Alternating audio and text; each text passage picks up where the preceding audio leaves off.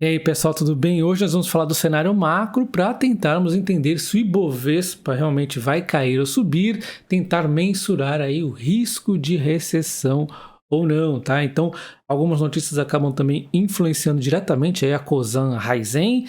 Vamos falar um pouquinho da Vale, da Sanepar e algumas outras empresas. Deixa o like no vídeo, bem-vindo ao canal Top Ações, ativa o sino para você ser notificado de novos vídeos.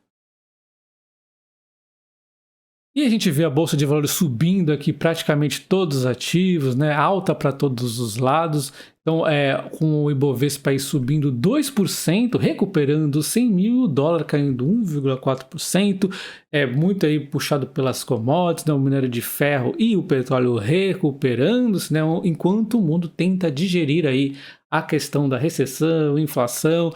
Já vamos falar um pouco mais sobre isso, mas antes vamos ver o humor do mercado. A recuperação dos 100 mil foi verídica, realmente recuperou, mas o humor do mercado ainda não está tão bom, né? A gente vê aqui que desde o cruzamento das médias móveis para baixo, as médias móveis mais curtas de 9 a 21 dias cruzando a de 100 vermelhinha aqui para baixo, o humor está ainda ruim, né? A ação não para, a bolsa não para de cair, chegou a bater 13%, mas agora já está em 10,5%.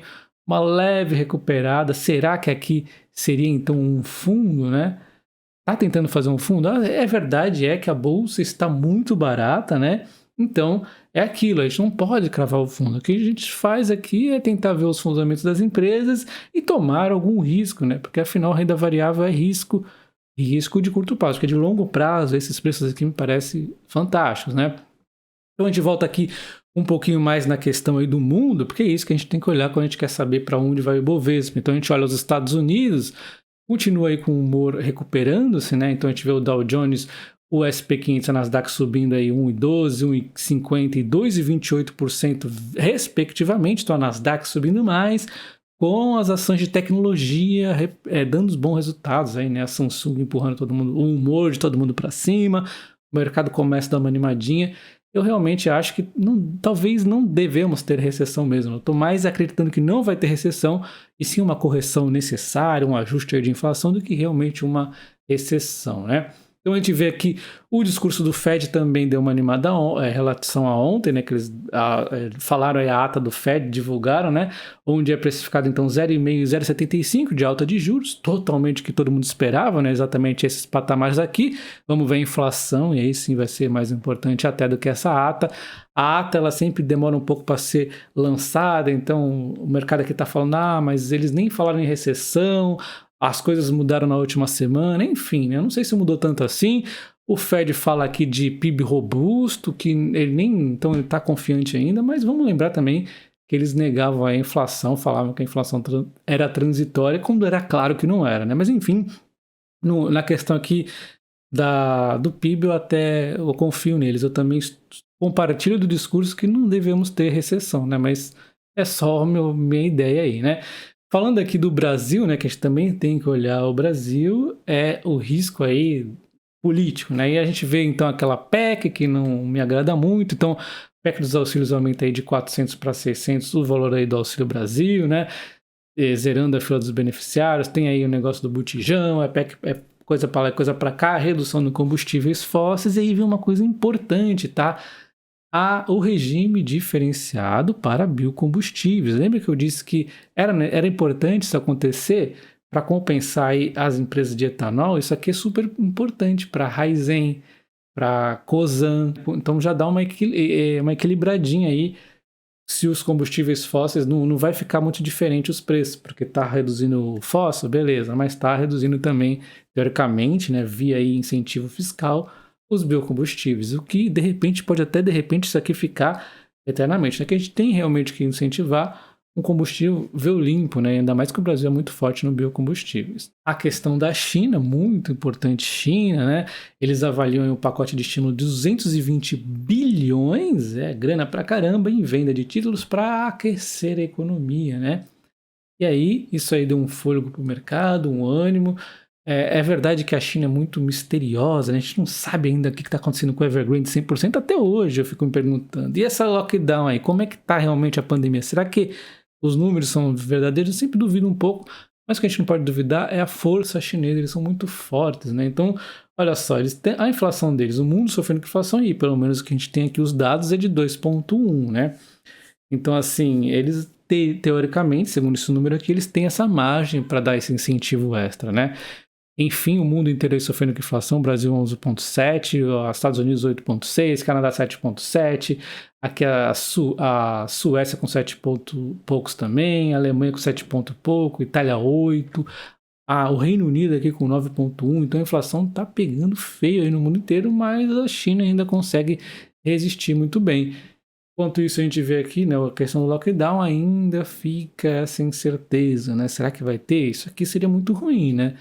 Não é bom. Lockdowns aliados a incentivos de pacote, aí é o pacote perfeito aqui para inflação, né? É muito ruim.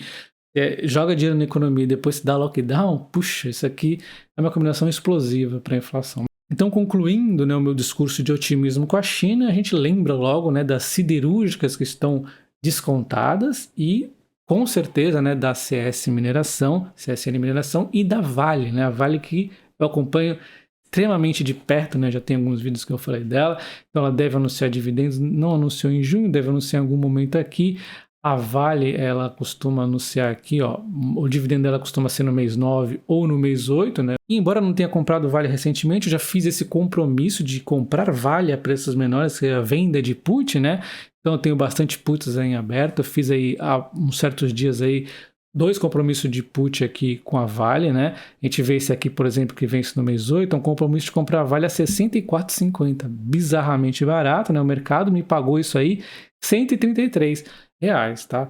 Conforme vai passando o tempo e a ação não chega nesse valor, ela vai desvalorizando essa put. Eu poderia simplesmente hoje falar, não quero mais essa put, quero me desfazer, não quero mais ter essa obrigação de comprar a Vale, eu teria que comprar por R$ 53, então já teria ganho, mas ainda assim eu vou continuar com isso aqui porque não vai chegar a 64,40 e se chegar, caramba, né, eu compro tranquilo, né? Mesma coisa eu fiz no mês passado, um certo tempo atrás aí, e tá virando pó, olha só. A Vale não chegou, eu não lembro o valor dessa put aqui, mas o valor baixo, ela não chegou a esse valor em julho, não vai chegar a zero, e essa aqui provavelmente vai acontecer a mesma coisa, e se cair, eu compro, provavelmente, né? Eu posso mudar de ideia também, mas provavelmente não vou, porque a Vale é uma empresa bastante legal aí. E aí, falando da Sanepar, a Fitch Ratings afirmou AAA para a Sanepar, né? E exatamente tudo aqui que eu venho falando. Então, primeiro ponto que a gente vê aqui, não há nada de preocupação com o marco, eu também não vejo tanta preocupação, algumas incertezas que são chatas, no mercado não gosta, mas nada de outro mundo. Os principais fundamentos do rating aqui é basicamente o que eu venho falando. Então, baixa o risco da indústria. Eu sempre falo isso, né? O bar se fala, né? Quem vai parar de tomar banho, né? Coisa e tal.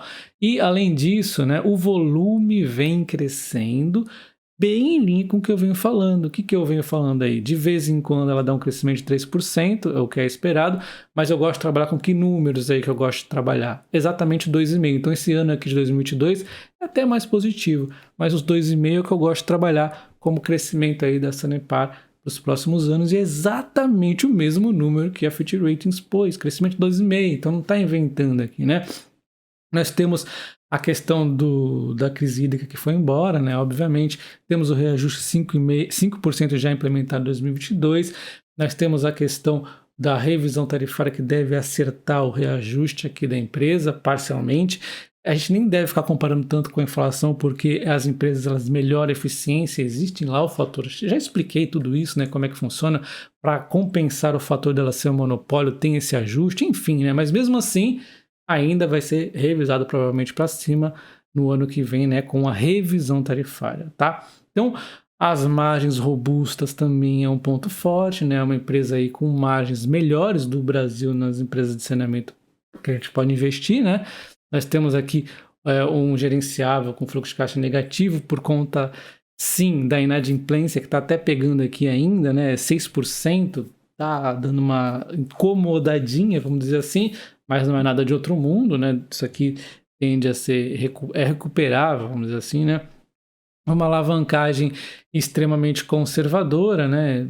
Cara, assim, deve permanecer abaixo de 2% nos próximos anos. Então, não tem alavancagem. Então, se a inflação está ruim, não é tão ruim para ela, né?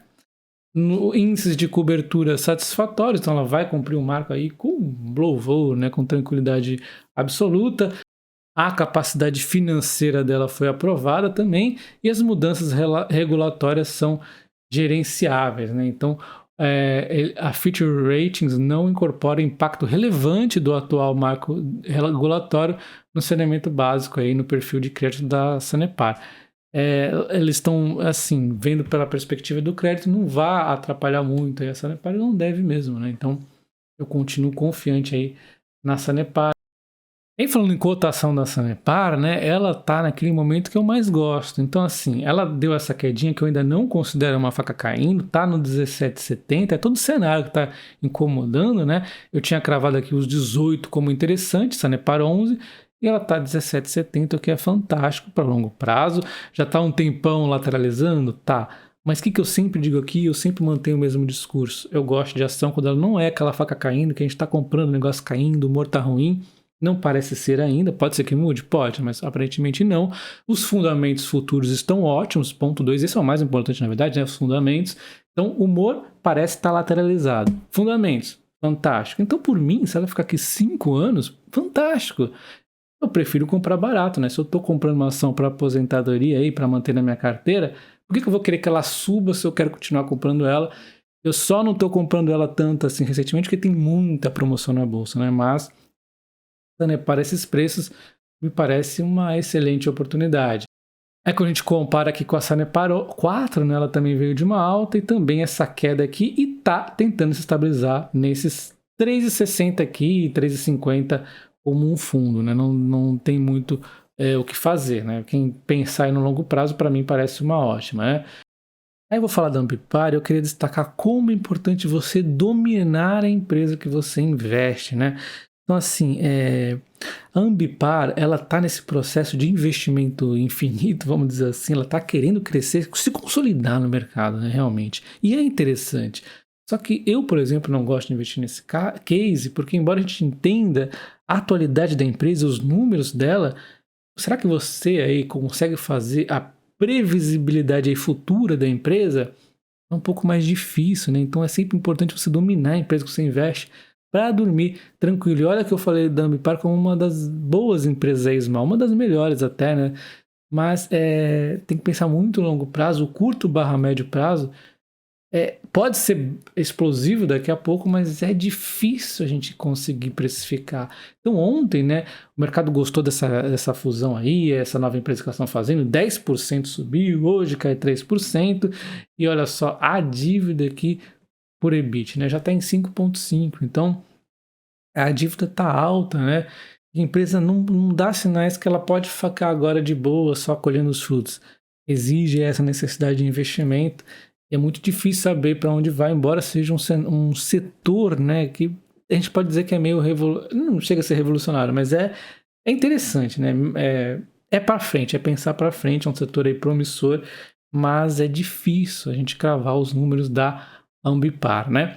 E aí a gente olha aqui um outro exemplo de empresa endividada que eu cito super tranquilo em investir, que é a Rumo. Ela está com dívida por EBIT de 6,70. Então, toda hora que eu olho o relatório, eu vejo lá que teve um resultado negativo por conta da Selic alta, inflação alta, e eu não me preocupo, porque eu sei de tudo que ela está fazendo, eu sei por que ela se emburacou, né? Eu sei da história da empresa, o que foi o turnaround dela, por que aconteceu aquele turnaround, para onde ela vai, para onde ela pretendia, suas concessões, todos os planos da empresa, por que o agro é importante para Rumo ou não, tudo é muito aqui entendido por mim, né? Então, assim, quando você vai investir numa empresa, principalmente de dívida alta, tem que entender 200% da empresa, né? Você tem que estar ciente aí de tudo que acontece nela. Não dá para brincar com empresa de dívida alta. Eu fico tranquilíssimo aqui com a Rumo, né? Falando em empresa complexa, né, nós temos aqui a IRB, que vinha de uma queda infinita, né? Aqui 28% nos últimos dias, nem vou falar mais do passado, né? E aí, de repente, ela dá uma recuperada aqui de 7,28%, mas é uma empresa muito complexa, né? Então, assim, para onde vai aqueles seguros aí complicados que ela havia feito antes, no passado, né? Aqueles seguros aí no internacional, inclusive, né? Quando termina isso aí, se você vai investir, você tem que parar e entender exatamente quando vai ser a virada de chave dessa empresa. Será que ela vai realmente conseguir voltar ao crescimento sem fazer um follow-on. Se fizer um follow-on, até comentei lá no canal, né? Talvez seja um momento interessante, que ela vai se capitalizar, as ações devem apanhar ainda mais, aí talvez seja um bom momento para estar entrando na IRB, né? Eu, particularmente, ainda vejo um case um pouco complexo. Quando a gente olha para o lado e vê a Wiz de graça, a gente vê a Caixa Seguridade de graça, a gente vê a Porto de graça, 3 empresas aí ligadas ao ramo de seguros com atuações diferentes, por que eu iria na resseguradora IRB, né? Bem mais complexo, né? Então, assim, vai de cada um, né? Mas é sempre bom refletir a empresa que está investindo. E tem uma notícia muito positiva, que eu considero positiva, que é a Luiz Barsi, né? Assumindo aí o comitê de auditoria estatuária da companhia. A Luiz, que é economista e também formada em ciências contábeis, então vai ser importante essas qualificações para ela no cargo, né? Além de toda a experiência aí que ela tem na bolsa. Então, dá mais confiança aqui no case aí da IRB, né? Então, a minha opinião é que a inflação ainda incomoda realmente, a taxa de juros pode acabar esfriando demais a economia, o risco da recessão não dá para a gente descartar, mas eu vejo como o mundo aí dando uma volta por cima dessa possível recessão e as bolsas devem subir. E assim, não temos como cravar isso, mas essa é a minha opinião. Gostaria que você deixasse a sua aí nos comentários. Um abraço, até o próximo, valeu!